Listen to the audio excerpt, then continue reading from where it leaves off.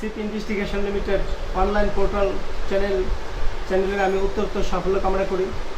তারা যেন বস্তুনিষ্ঠ সংবাদ পরিবেশন করে।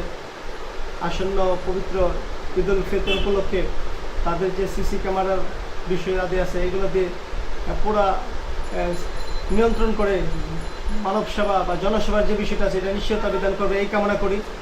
পাশাপাশি সরকার এবং রাষ্ট্রবিরোধী কোনো বক্তব্য বা কোনো নিউজ যেন তারা পরিবেশন না করে, সেই সাথে জঙ্গিবাদ এবং সন্ত্রাস বিরোধী যেই নিউজগুলো তারা পাবে, সাথে সাথে আইনশৃঙ্খলা বাহিনী তথা প্রশাসনকে জানিয়ে সরকারকে সহায়তা করবে এই কামনা করি।